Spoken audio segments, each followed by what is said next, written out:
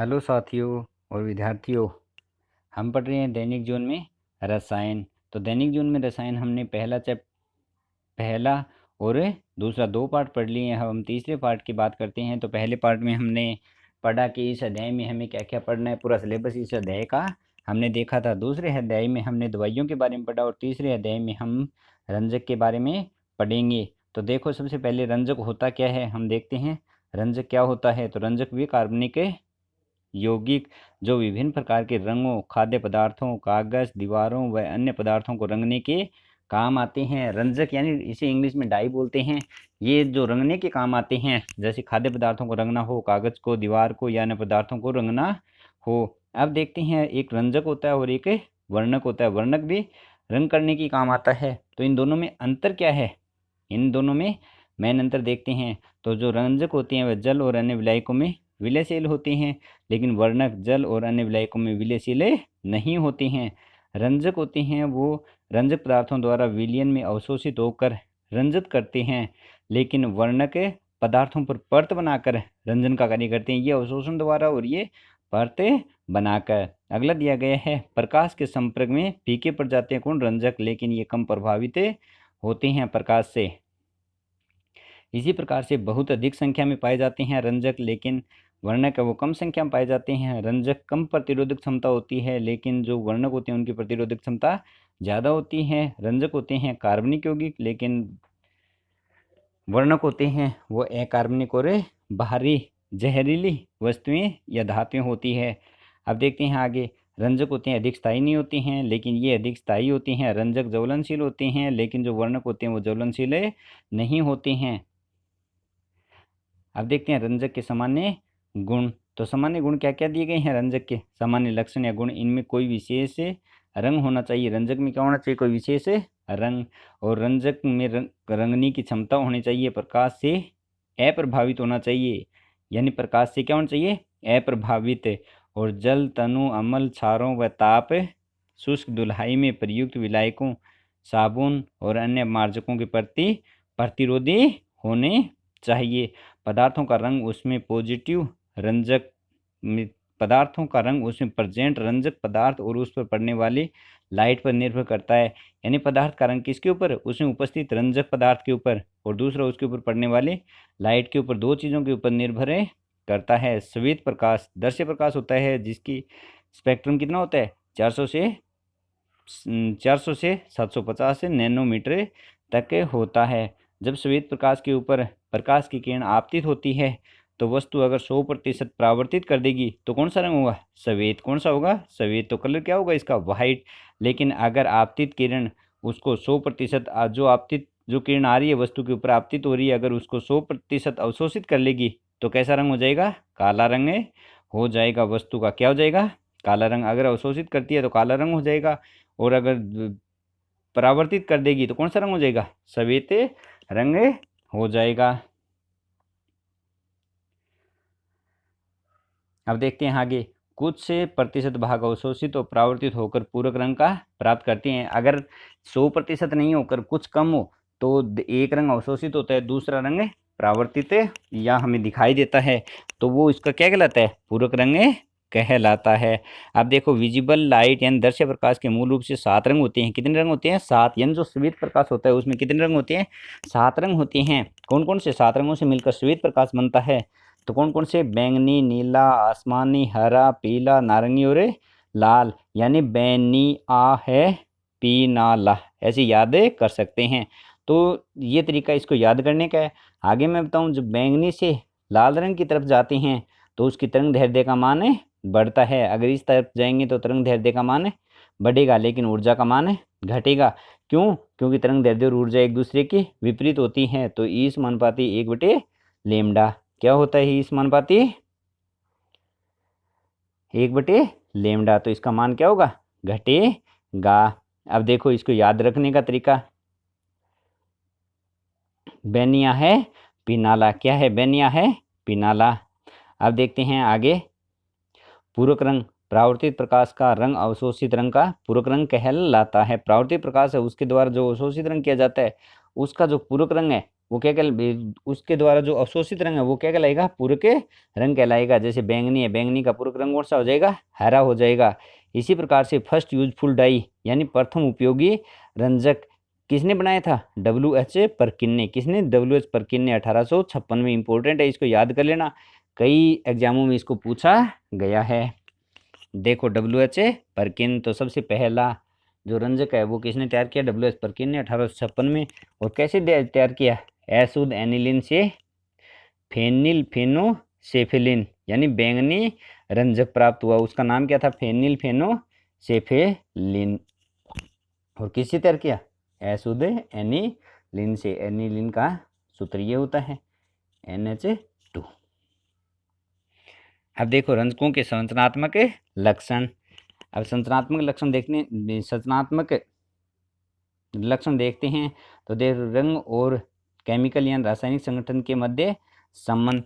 तो benzene is a colourful compound, colourless compound, but it's isomer is a colourful compound. जो benzene होता है वह कलरलेस कंपाउंड है, लेकिन इट्स आइसोमर, इसके आइसोमर होते हैं वो कलरफुल कंपाउंड है। अब देखते हैं वर्णक व वर्णमूलक सिद्धांत। वर्णक व वर्णमूलक सिद्धांत, वर्णमूलक व वर्णवर्धक सिद्धांत ये क्या होते हैं, given by Otto Witt so this theory is called Witt theory. क्या कहलाती है, विट थ्योरी। ओटोविस सोथिस ने इसको दिया था, इस कारण से विट थ्योरी भी कहते हैं।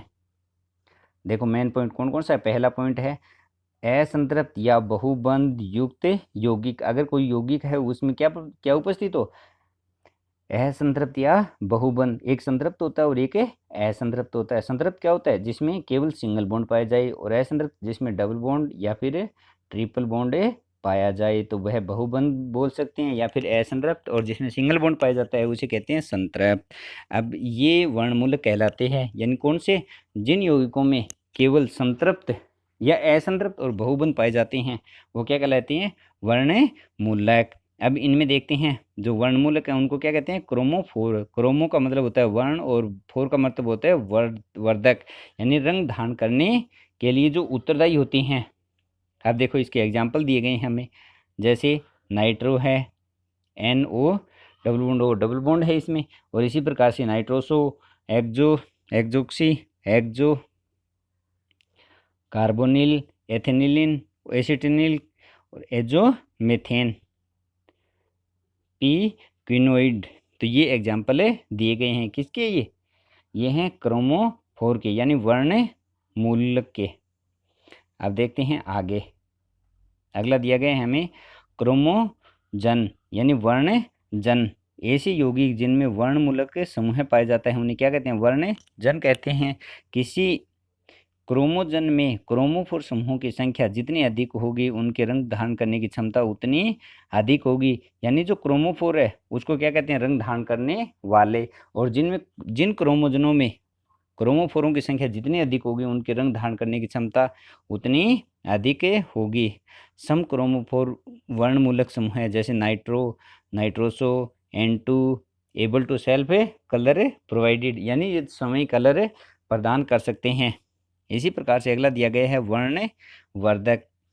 वर्णवर्धक ये कौन से, ऑक्सोक्रोम। कुछ संतृप्त समूह, संतृप्त का मतलब क्या हुआ, जिसमें सिंगल बॉन्ड हो। कुछ संतृप्त समूह ऐसे होते हैं जो अकेले यौगिक को रंग प्रदान करने में असमर्थ होते हैं, परंतु किसी वर्णमूलक समूह युक्त यौगिक में प्रविष्ट करवा देने पर यौगिक को रंग प्रदान करने योग्य बना देते हैं, यानी रंग को बढ़ाने वाले। जैसे OH alcohol, OR, NH2, NHR, NR2, X और SH, जिनमें केवल सिंगल बॉन्ड हो। जैसे देखो ये एग्जाम्पल दिखाए गए हैं, जैसे एजोबेंजीन है जो कलरलेस है, जब इनमें NH2 समूह प्रवेश करवाया जाता है तो पैरा एमिनो एजोबेंजीन बन जाएगा, जो कलरफुल है, यानी येलो कलर, पीले कलर का हो जाएगा। आगे देखते हैं, यहाँ N यानी एजो समूह है वह क्रोमोफोर का कार्य करता है, और NH2 समूह किसका कार्य करेगा, वर्णमूलक का या ऑक्सोक्रोम का कार्य करेगा। पूछ सकता है, अगर ये समीकरण दे दिए और उसमें पूछ लिया कि N2 किसका काम करेगा और NH2 किसका काम करेगा। तो N2 काम करेगा वर्णमूलक का और NH2 किसका काम करेगा, वर्णवर्धक का, यानी क्रोमोसोम का। अब उपयोगिता के आधार पर रंजकों का वर्गीकरण किया गया है, classification of dyes based on useful, यानी उपयोगिता के आधार पर। तो सबसे पहले सीधे रंजक कौन सा दिया गया है, सीधे रंजक दिया गया है। इसमें दिया गया है सूत, रेयॉन, ऊन, रेशम, नायलॉन आदि को रंजने में काम आता है, जिसका उदाहरण है कांगोलाल और मार्टिये से पीला। यानी इनमें रंजक को गर्म जलीय विलयन में रेशों को सीधे डुबो दिया जाता है, फिर बाहर निकाल कर सुखा दिया जाता है और सीधे उपयोग में लिए जाते हैं। तो ध्यान रखना, सूत, रेयॉन, ऊन, रेशम और नायलॉन में, और मार्टियस पीला और कांगो लाल इसके उदाहरण है। दूसरा दिया गया है एसिडाई अम्लीय रंजक प्रयोग लाइट एसिड मीडियम में, यानी हल्का अम्लीय माध्यम में सल्फोनिक एसिड और इसके साल्ट होते हैं। और देखो इसका नोट करके लिखा है कि सूत पर अप्रभावित होता है, किसके ऊपर, सूत के ऊपर, लेकिन ऊन, रेशम, नायलॉन पर प्रभावी होता है, और नारंगी फर्स्ट इसका उदाहरण दिया गया है। अगला है क्षारीय रंजक, क्या दिया गया है, क्षारीय रंजक। तो क्षारीय रंजक में देखते हैं कि एमिनो ग्रुप उपस्थित हो, एमिनो ग्रुप ये अम्ल में विलयशील लवण बनाते हैं, एमिनो ग्रुप के साथ ये अम्लीय विलयनशील लवण बनाते हैं। नायलॉन पॉलिएस्टर के रंजक में उपयोगी, उदाहरण क्या हो जाएगा, एनिलीन येलो। अगला दिया गया है प्रकीर्णन रंजक, जो प्रकीर्णित हो या फैल जाए तो इसमें निलंबन से रंजक के सूक्ष्म कण कपड़े पर प्रकीर्णित होकर फैल जाते हैं। एंथ्रोक्विनोन रंजक के उदाहरण है इसका पॉलिएस्टर, नायलॉन, पॉलीएक्रिलोनाइट्राइल के ऊपर प्रभावी होते हैं। अगला देखते हैं रेशा क्रियाशील रंजक, रेशों के हाइड्रोक्सी या एमिनो ग्रुपों के साथ स्टेबल केमिकल बॉन्ड फॉर्म बनाते हैं। ये कौन करणीय और स्थायी पक्के रंग होते हैं। प्रोसन लाल इसका उदाहरण दिया गया है। अनुत्क्रमणीय क्या होता है, जो एक बार बदल जाए दोबारा उसी में वापस अपने मूलक में नहीं बदलता है। अगला दिया गया है अंतर्निहित रंजक, क्या दिया गया अगला, अंतर्निहित रंजक, यानी विलयन में रिएक्शन द्वारा रंजक प्रक्रम के समय ही संश्लेषित किए जाते हैं, रंजक पक्के नहीं होते हैं। बर्फ रंजक भी कहते हैं, इंपॉर्टेंट है, ध्यान रखना, पूछ सकते हैं कि बर्फ रंजक किसे कहते हैं, बर्फ रंजक किसे कहते हैं। तो अंतर्निहित रंजकों को बर्फ रंजक कहते हैं, क्योंकि ये रिएक्शन कम ताप पर संपन्न करते हैं, अभिक्रिया कम ताप के ऊपर संपन्न करते हैं। अगला पूछा गया है वेट रंजक, यानी प्राचीनतम ज्ञात रंजक है एविलेशील। क्या है ये, एविलेशील रंजक होती हैं, उनमें क्या करेंगे, विलयशील रंजक बनाएंगे, इसको रंगीन होंगे और उनको फिर रेशों को भिगोया जाता है, फिर वायु में सुखाया जाता है, उसके बाद में ऑक्सीडेशन करेंगे तो रंगीन एविलेशील रंजक बन जाएंगे। उदाहरण दिया गया इंडिगो रंजक, सूती कपड़े में उपयोगी होते हैं वेट रंजक। अगला दिया गया है मॉडरेट रंजक, जिन्हें रंग बंधक भी कहते हैं। क्या कहते हैं, रंग बंधक, यानी उन्हीं वस्त्रों में उपयोगी कपड़ों को किसी निश्चित धातु आयन M+ के विलयन में डुबोकर रंजक विलयन में डुबोते हैं, जिससे धातु आयन व रंजक के मध्य उपसहसंयोजक बंध बन जाते हैं। अतः रंजक रेशों का बॉन्ड से जुड़ता है, यानी कौन सा बंध बनता है, इनमें ध्यान रखना, उपसहसंयोजक बंध। मॉडरेट रंग रंजक होता है जिन्हें रंग बंधक कहते हैं, और उनमें उपसहसंयोजक बंध बनता है। देखो एक ही रंजक भिन्न भिन्न धातु आयनों के साथ भिन्न भिन्न रंग प्रदान कर सकता है। इंपॉर्टेंट लाइन है, इसको ध्यान से देखना। एक ही रंजक होता है वो भिन्न भिन्न धातु आयनों के साथ भिन्न भिन्न रंग प्रदान करेगा। जैसे एलिजरीन रंजक है, क्या है, एलिजरीन रंजक, ये एल्यूमिनियम के साथ में गुलाबी रंग देगा।